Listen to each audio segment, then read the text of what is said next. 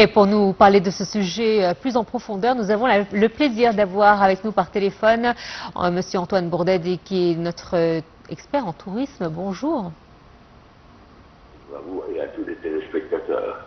Alors ça fait bien longtemps que je ne vous ai pas eu au téléphone, donc ça me fait plaisir de pouvoir vous avoir ce matin dans notre programme. Alors juste avant de parler des vallées de Sainte-Catherine, nous avons une date concernant le Grand Musée d'Égypte. Est-ce que nous allons réussir à rompre cette fameuse malédiction? J'espère. C'est pour moi tout le plaisir d'être avec vous ce matin. Bon, alors le Grand Musée, rebelote, on va bien voir. Bon, j'espère que cette fois-ci ça ira. On espère, on croise les doigts en tout cas. Oui, on va voir, on va voir.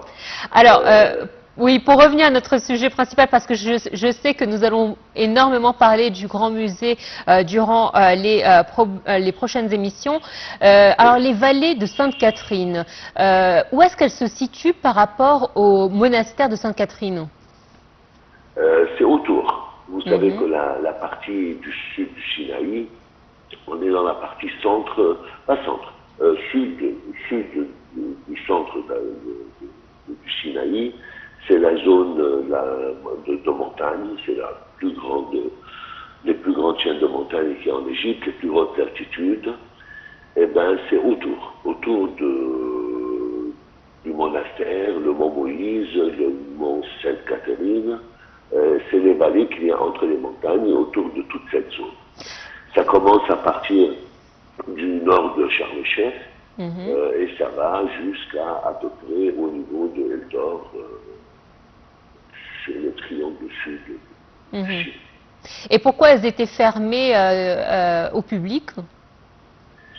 Bon, premièrement, toute cette zone, c'est une réserve naturelle, comme vous le savez. C'est une réserve qui est très bien protégée. On essaie de la protéger tant qu'on peut. Pour des raisons de sécurité, à un moment donné, il a fallu les fermer. Deuxièmement, il a fallu revoir un peu l'infrastructure et tout ça, l'accès pour la sécurité des gens qui font les safaris dans ces vallées. Il y a eu un accident il y a quelques années. C'était un cinéaste égyptien, quelques jeunes qui se sont perdus dans ces vallées en plein hiver. Vous savez, il fait très froid l'hiver là-bas. Donc, il y a la neige et tout ça, c'était une tempête de froid. Et depuis, ils ont fermé pour revoir un peu l'infrastructure, pour assurer la sécurité des gens, et aussi pour des raisons de sécurité. Vous savez, à une époque, on était un peu plus loin avec le Sinaï. Mais bon, enfin, heureusement, ça s'est réouvert. C'est une zone magnifique, effectivement, pour ceux qui veulent faire du safari, du trekking, un peu de la montagne. C'est vraiment une zone très, très variée et très différente de toutes les zones de l'Égypte. Alors justement, avant de revenir sur l'esthétique et la particularité de ces vallées, alors on a appris que ce site allait être rouvert, mais sous certaines règles, sous certaines conditions. Effectivement, il fallait réglementer tout ça. Et sur ce, ça a été prise la décision. Vous savez qu'il y a un très grand projet de la ville de Sainte-Catherine elle-même. Donc le gouvernement a pris en charge un grand projet de revoir et de refaire la ville de Sainte-Catherine entièrement pour la faire vraiment une... Vous savez, c'était une zone très importante pour plusieurs types de tourisme, mais qui était un peu négligée pendant très longtemps, vu la distance, vu la topographie et tout ça.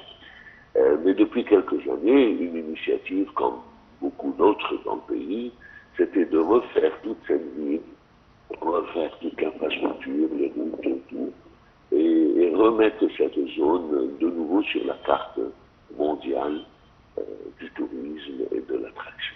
Alors justement, revenir sur la carte, effectivement, ce site est particulier. Il regorge d'une esthétique particulière.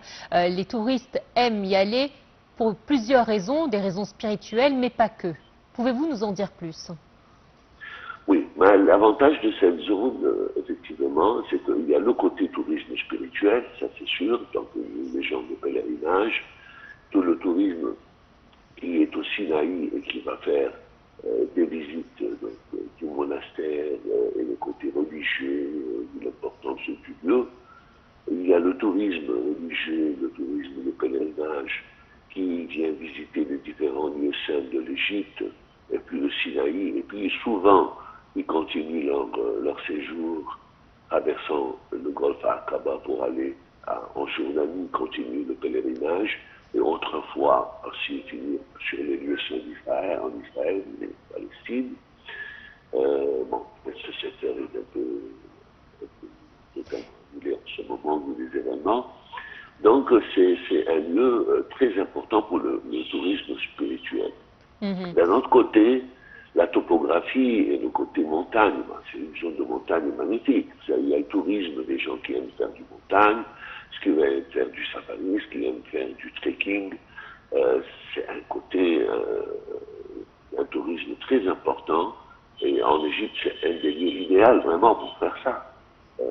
La variété des vallées, les altitudes différentes des montagnes, et la nature de la géologie aussi. Il y a tout un tourisme aussi qui est basé sur la géologie, ça il ne faut pas oublier. C'est pas beaucoup, c'est vrai, mais ça existe. En tout cas, j'ai été ravie de vous avoir avec nous dans ce programme ce matin pour parler de la rouverture de ce site emblématique de la ville de Sainte-Catherine. Merci à vous, Monsieur Antoine Youssef Bourdedi, notre expert en tourisme. À présent, direction Alexandrie pour vous parler ou pour vous montrer la beauté des jardins de El Montaza. Je ne vous en dis pas plus, découvrons ces images.